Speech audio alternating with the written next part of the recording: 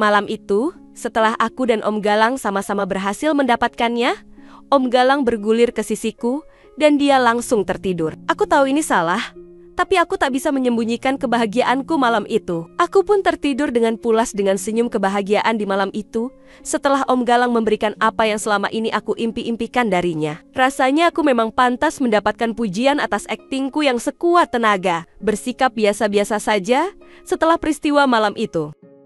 Keesokan harinya, kami bersikap seolah tak terjadi apa-apa, malah terlalu biasa. Sampai-sampai aku sedikit kesal dengan kepura-puranya Om Galang, karena menganggap peristiwa yang bagiku sangat penting itu terlihat tak istimewa baginya. Hatiku merasa sedikit terluka. Mungkin bagi Om Galang, apa yang kami lakukan semalam hanyalah sebatas iseng belaka. Setelah beberapa hari setelah kejadian itu, entah kenapa aku selalu memikirkan Om Galang. Aku selalu mengecek media sosial Om Galang dan Tante Sri. Mereka tampak begitu bahagia sekali. Dan juga entah kenapa, pada diriku ada rasa cemburu dengan mereka itu. Suatu hari aku dalam keadaan bosan sekali di rumah. Putriku saat itu sedang berada di rumah neneknya. Sedangkan suamiku sedang berada di luar kota untuk urusan kerja dalam beberapa minggu. Aku masih menekan-nekan remote televisi yang tak tahu acara apa yang akan aku tonton. Pikiranku sedang melayang kemana-mana. Di satu sisi, aku sangat merindukan Om Galang. Sisi lainnya mengusikku bahwa aku seharusnya tak menghubunginya lagi jika masih sayang dengan Tante Sri.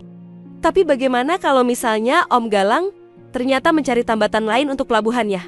Tidak, teriakku seraya aku mengacak-acak rambutku sendiri. Tidak mau aku membayangkan Om Galang bersama perempuan lain.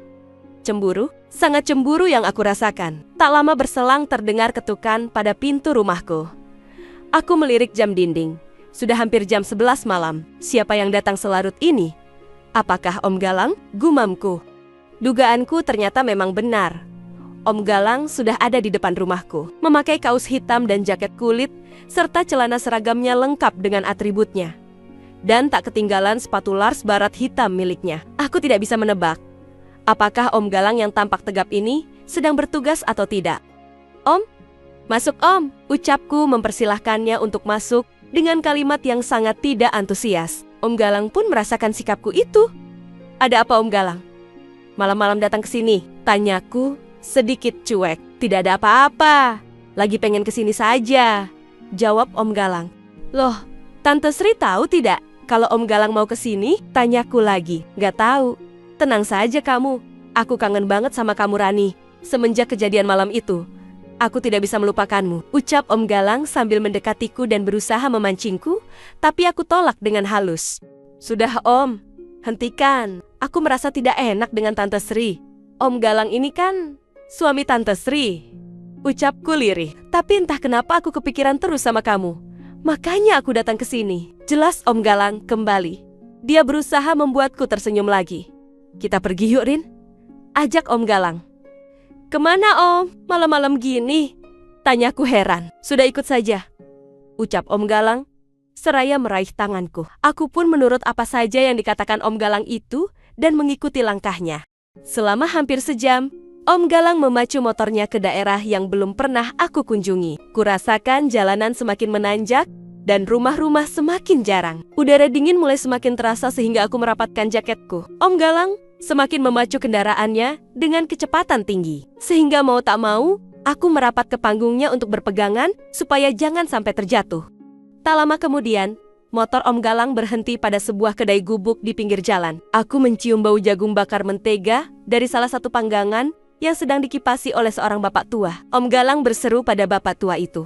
Pak, jagung bakarnya 2, sama kopi dan... Kamu mau kopi Rin? Tanya Om Galang padaku. Aku menggeleng, karena aku bukan seorang penikmat kopi. Tapi tadi aku lihat ada kalimat bandrek pada sebuah papan berisi tulisan menu yang disediakan. Jadilah aku memilih bandrek. Bandereknya 1 Pak, ujar Om Galang. Si bapak tua itu mengangguk. Entah mengapa pada wajahnya seperti sedikit terlihat cemas. Dari tadi dia mencuri-curi pandang padaku. Yuk Rin, ajak Om Galang.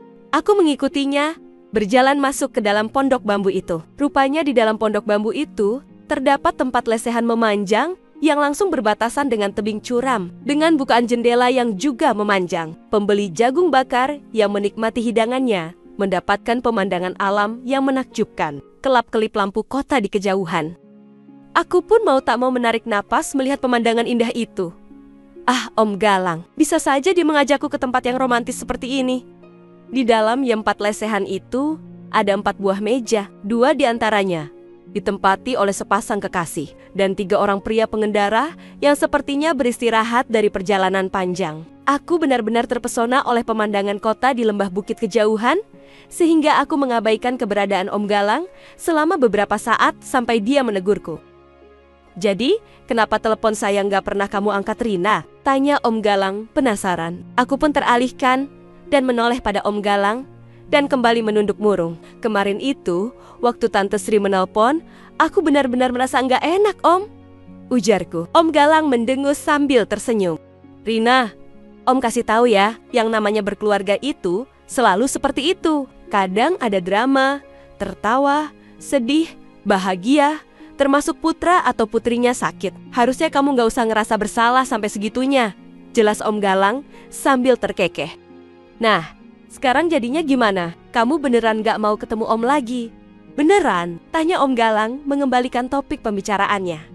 Aku pun menunduk kembali. Sebenarnya, aku masih ingin terus bersama Om Galang. Tetapi, pertentangan batin ini terus terjadi pada diriku. Aku meliriknya. Dia tampak lahap sekali menyantap jagung bakarnya sambil sesekali menghirup kopinya. Om Galang tampak tenang. Tenang saja. Seolah kejadian kemarin itu tak mempengaruhinya sama sekali. Om, panggilku. Makan jagungnya, Rin. Bandreknya juga jangan sampai dingin. Anget-anget di gunung gini enaknya minum. Selagi panas-panasnya, sarang Om Galang. Aku pun membatalkan pertanyaanku dan menyeruput bandrek yang sudah ada di hadapanku. Hangat dan nikmat sekali rasanya. Jadi gimana? Tanya Om Galang lagi. Ya sudah, kalau Om Galang gak keberatan, ya... Aku mau terus bisa ketemu Om, ujarku sambil berusaha menahan senyumku. Gitu dong, Om kan bakalan kangen sama kamu, kalau kamu gak mau lagi sama Om, ledek Om Galang. Aku tersenyum lebar, mendadak perutku menjadi lapar karena bahagia. Aku pun menyantap jagung bakarku itu, enaknya. SSD. Rin, sini, kata Om Galang memberi kode padaku agar mendekat. Ada apa Om? Tanyaku heran. Om lagi kepingin nih. Bisik Om Galang pelan. Ih, jadi gimana dong? Mau pulang sekarang?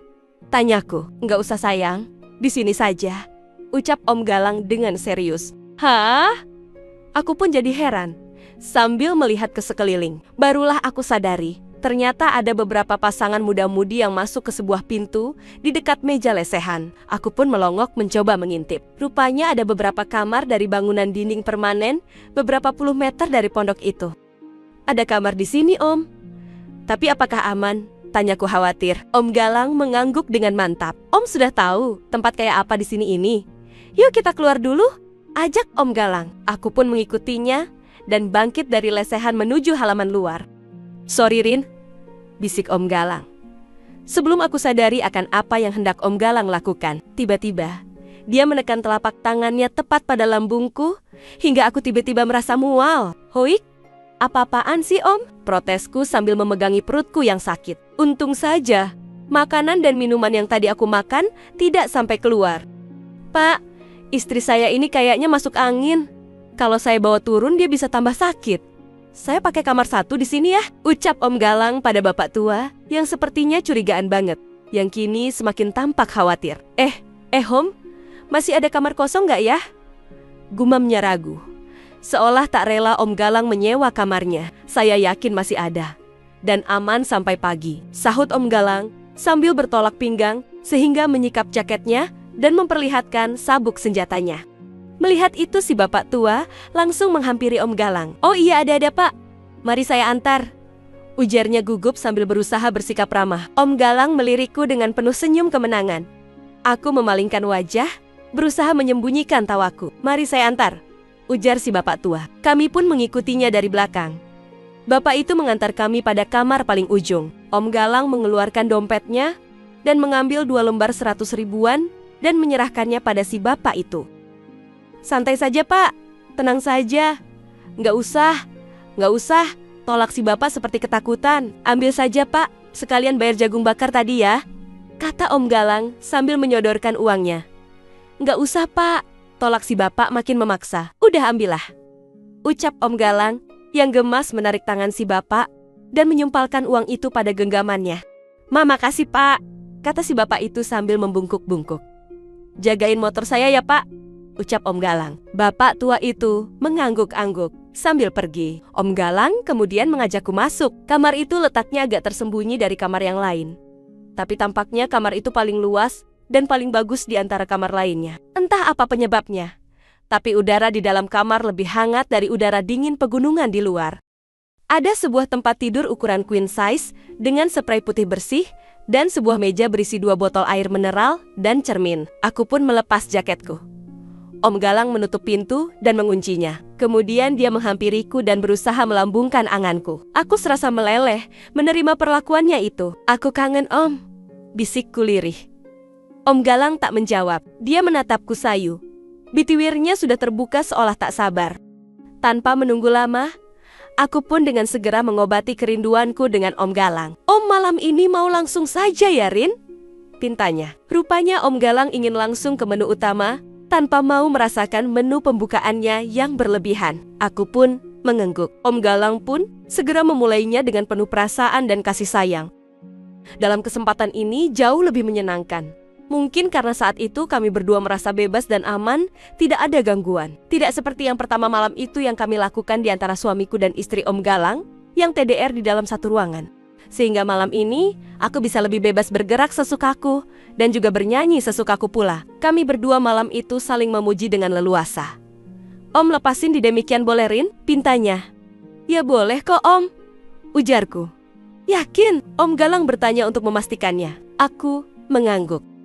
Tidak lama berselang, terasa olehku sesuatu yang mengalir. Berbarengan dengan saat aku sampai di demikian itu untuk kedua kalinya. Dan baru aku sadari, aku sedang di masa subur saat itu. Om Galang tersenyum. Dia menarikku dan memberikan hadiah kasih sayang dan terima kasihnya pada TV-ku. Aku pun hanya tersenyum tersipu malu. Kami pun akhirnya tertidur pulas. Aku terbangun di pagi sekitar jam 4 pagi. Kemudian setelah berbenah, Om Galang mengantarkanku pulang. Hari berganti hari, minggu berganti minggu, bulan berganti bulan. Dan akhirnya aku sadari bahwa hasil kerja payah dan melelahkan yang aku dan Om Galang kerjakan di malam itu ternyata berbuah. Mengetahui hal itu, Om Galang menjadi semakin sayang padaku.